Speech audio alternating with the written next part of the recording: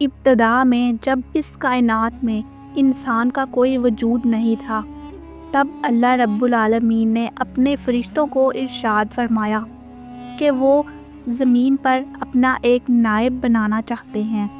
یہ سن کر فرشتے حیران ہوئے اور عرض کرنے لگے کہ کیا ایسی مخلوق بنائی جائے گی جو زمین پر فساد اور خون ریزی کرے گی، جب کہ وہ خود ہر وقت اللہ کی تسبیح اور عبادت میں مصروف رہتے ہیں۔ اللہ تعالیٰ نے فرمایا کہ میں وہ کچھ جانتا ہوں جو تم لوگ نہیں جانتے۔ انسان کی فطرت، اس کی عبادت یا نافرمانی کا علم صرف اللہ کے پاس ہے۔ یہ کہہ کر اللہ تعالیٰ نے واضح کیا کہ انہوں نے فرشتوں سے مشورہ نہیں مانگا بلکہ صرف اپنا فیصلہ سنایا ہے۔ فرشتوں نے اپنی خطا کو سمجھا، فوراً توبہ کی اور اللہ تعالیٰ سے معافی مانگ لی۔ اللہ تعالیٰ نے اپنے 4 عظیم فرشتوں حضرت جبرائیل علیہ السلام، حضرت میکائیل علیہ السلام، حضرت اسرافیل علیہ السلام اور حضرت عزرائیل علیہ السلام کو طلب کیا اور حکم دیا کہ زمین سے مٹی لے کر آئیں جس سے وہ اپنا خلیفہ بنائیں گے۔ سب سے پہلے حضرت جبرائیل علیہ السلام زمین پر گئے۔ جب انہوں نے مٹی اٹھانے کی کوشش کی تو مٹی روتی ہوئی گڑگڑائی کہ اسے نہ لے کر جائیں، کیونکہ اس سے بننے والے انسان اللہ کی نافرمانی کریں گے، اور جب اللہ کا عذاب نازل ہوگا تو وہ اس مٹی کو بھی سہنا پڑے گا جو اس کی طاقت سے باہر ہے۔ جبرائیل علیہ السلام کا دل پسیج گیا اور وہ خالی ہاتھ اللہ کے دربار میں لوٹ آئے۔ انہوں نے مٹی کی حالت بیان کر دی۔ اسی طرح اللہ تعالیٰ نے حضرت میکائیل اور حضرت اسرافیل علیہ السلام کو بھیجا، لیکن مٹی کی وہی التجا سن کر وہ بھی خالی ہاتھ اللہ تعالیٰ کے پاس واپس لوٹ آئے۔ آخر کار اللہ تعالیٰ نے حضرت عزرائیل علیہ السلام کو بھیجا۔ جب وہ زمین پر پہنچے تو مٹی نے اپنی وہی دہائی دی، لیکن عزرائیل علیہ السلام نے کہا کہ وہ اللہ کے حکم کی خلاف ورزی نہیں کر سکتے۔ انہوں نے وہاں سے مٹی اٹھائی اور اللہ تعالیٰ کے دربار میں پیش کر دی۔ اللہ تعالیٰ نے عزرائیل کی فرما برداری پر خوش ہو کر انہیں انسانوں کی روح قبض کرنے کی عظیم ذمہ داری سونپ دی۔ حضرت عزرائیل جو مٹی لے کر آئے، اس مٹی کو ایک پہاڑی پر رکھا گیا۔ برسات کی بوندوں سے وہ گیلی ہوئی، دھوپ سے خشک ہوتی رہی اور کئی سالوں تک یوں ہی تیار ہوتی رہی۔ اللہ تعالیٰ کی قدرت سے اس مٹی سے حضرت آدم علیہ السلام کا پتلا بنایا گیا۔ اللہ تعالیٰ نے فرشتوں کو حکم دیا کہ اس پتلے کو جنت میں لے جائیں۔ وہاں یہ جسم بغیر روح کے بے جان پڑا رہا۔ فرشتے اسے دیکھتے، اللہ تعالیٰ کا شکر ادا کرتے اور کہتے کہ یہی اللہ کا خلیفہ ہوگا۔ لیکن عزازیل، جو کہ اس وقت تک شیطان نہیں بنا تھا اور فرشتوں کا سردار ہوا کرتا تھا، آدم کے اس بے جان جسم پر ہنستا اور طعنے دیتا۔ چونکہ وہ فرشتوں کا سردار تھا، کوئی فرشتہ اسے روکنے کی جرات نہ کرتا۔ اللہ تعالیٰ نے 4 بڑے فرشتوں کو حکم دیا کہ وہ عرش عظیم سے حضرت آدم علیہ السلام کی روح لے کر آئیں اور اسے ان کے جسم میں ڈال دیں۔ فرشتوں نے ایک خوبصورت ہیروں اور جواہرات سے سجے پیالے میں حضرت آدم علیہ السلام کی مبارک روح لا کر ان کے جسم میں ڈالی۔ جیسے ہی ان کی روح جسم میں داخل ہوئی، حضرت آدم علیہ السلام کا جسم زندہ ہو گیا۔ وہ فوراً اٹھ کر بیٹھ گئے اور ان کی زبان سے نکلا الحمدللہ۔ اللہ تعالیٰ اس سے بہت خوش ہوئے۔ حضرت آدم علیہ السلام نے زندگی کی پہلی نعمت پر شکر ادا کرنے کے لیے 2 رکعت نماز پڑھی۔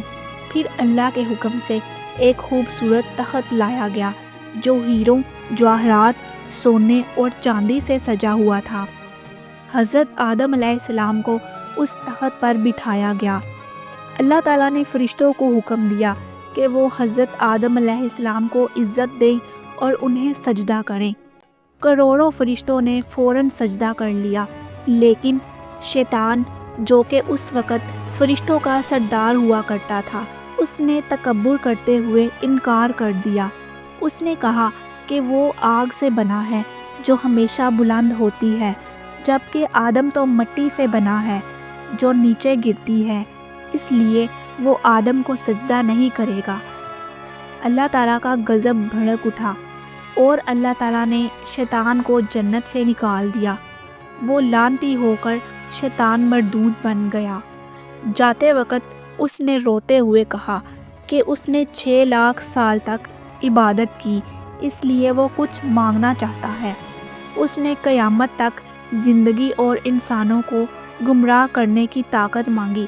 اللہ تعالیٰ نے اسے اجازت دے دی، لیکن فرمایا کہ جو بندہ توبہ کرے گا اس کے گناہ معاف ہو جائیں گے، اور اللہ کے خاص بندوں کو شیطان نقصان نہیں پہنچا سکے گا۔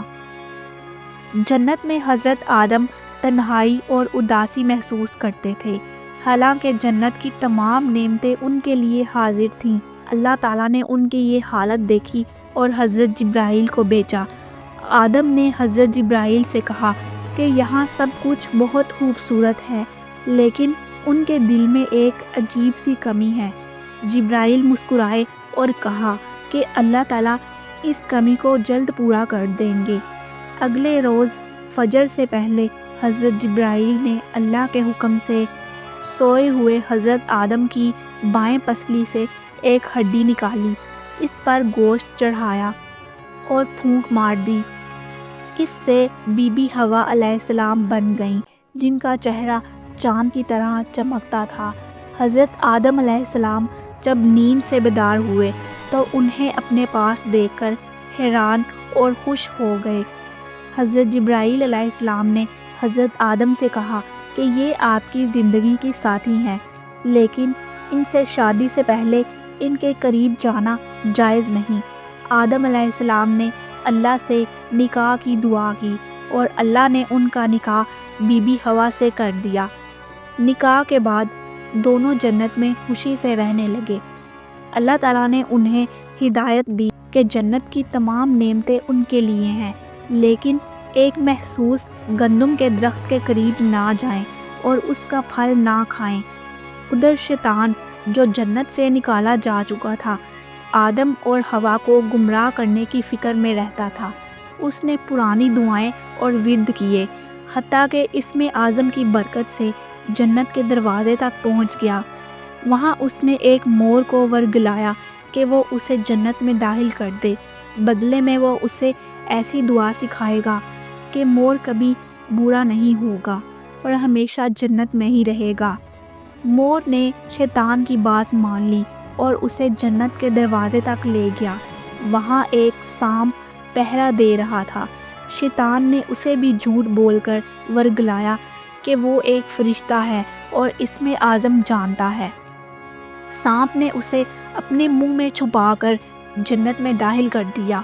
شیطان نے بی بی حوا کے پاس جا کر رونا شروع کر دیا اور کہا کہ وہ ان کے انجام پر رو رہا ہے، کیونکہ اللہ انہیں جلد زمین پر اتار دیں گے۔